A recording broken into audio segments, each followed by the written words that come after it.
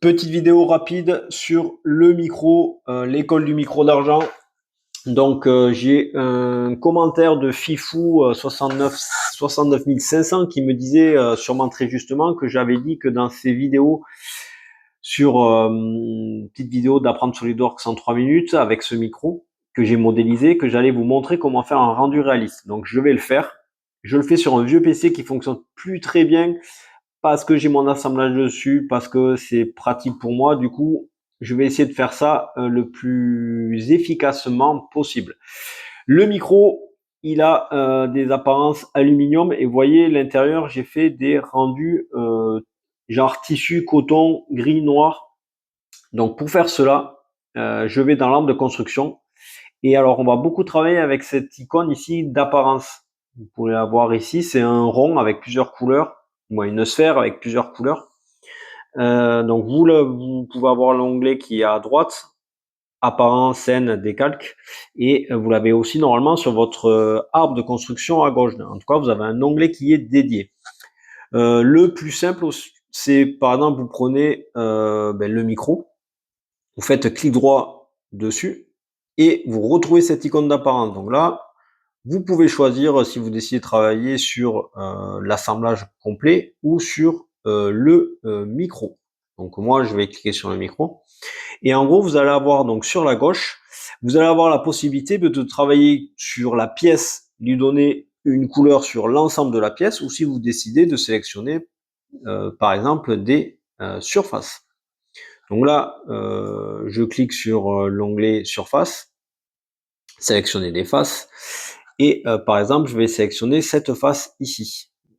Je vais lui appliquer en fait une apparence. Donc l'apparence ici, elle est ici. Vous allez chercher, alors par exemple, moi c'était dans textile, tissu, et j'avais pris coton gris normalement. Alors là, vous voyez, alors là, bon, j'ai complètement loupé ce que je voulais faire. Alors c'est toute la pièce. Ah oui, parce qu'il a pris micro, donc je supprime la sélection. Voilà, par exemple, typiquement, Bordeaux, ici, je vais faire exprès de mettre, par exemple, 2 bandes en couleur Bordeaux. Comme ça, dans le rendu.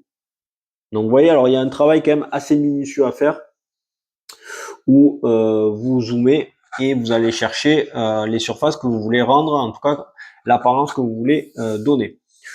Je valide, une fois que vous avez validé votre apparence, doucement. Donc, vous voyez, j'ai sélectionné tout le support, clic droit, apparence. Donc, je prends l'apparence du support. Je vais faire donc tout le support. Je vais choisir son apparence. Donc après, vous avez logiquement déjà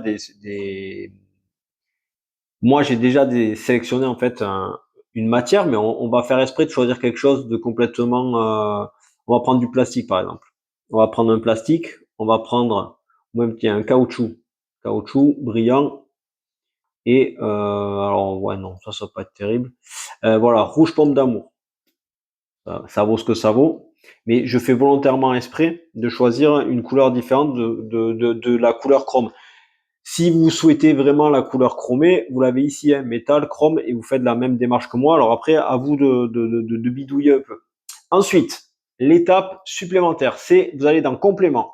Dans complément, vous avez un photo view 360. Donc ça, c'est un complément qui va permettre de faire un outil de rendu.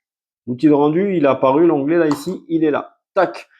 Et après, vous pouvez faire un rendu final. Donc, je vais essayer de positionner mon micro. Alors, automatiquement, vu que mon PC, il est un peu vieillot, il ne réagit pas au quart de tour. Voilà. Alors là, voilà, on le bouge un peu. Clac. On va dire que là, c'est parfait. Je fais rendu final. On va faire sans caméra, sans rien. Et vous allez avoir, alors après, je vous invite vivement à aller tester un peu tout ça. Mais vous allez avoir donc une fenêtre qui va s'ouvrir.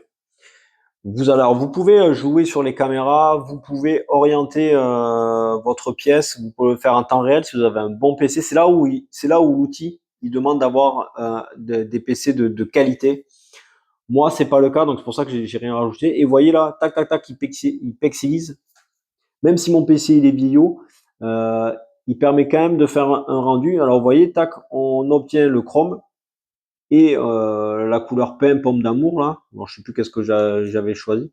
Et on voit même la couleur en tissu bordeaux qui a été remplacée par rapport au tissu coton. Donc là, vous avez l'image qui se met en place et puis vous avez le rendu final avec enregistrer l'image aperçue. Donc après, je vous conseille vivement de jouer sur, vous pouvez jouer sur les zooms, vous pouvez enregistrer automatiquement. Une fois que vous avez ça, n'hésitez pas à aller enregistrer les images aperçues. Alors après, bien évidemment, il faut rogner, etc. Mais voilà, vous avez tout un tas de manipulations à faire. Vous pouvez faire des captures d'écran, vous pouvez utiliser déjà cet outil en premier lieu pour avoir des rendus de matière. Vous avez déjà la première, le premier rendu efficace, sans chichi, qui vous permet d'avoir des images de synthèse. J'arrête là, j'espère que ça vous convient et je vous dis à bientôt. En tout cas, Fifou 69500 de Fifou de Lyon, j'imagine. J'espère que ça t'aura permis de débroussailler l'étape qui te manquait pour cette vidéo. Allez, à plus.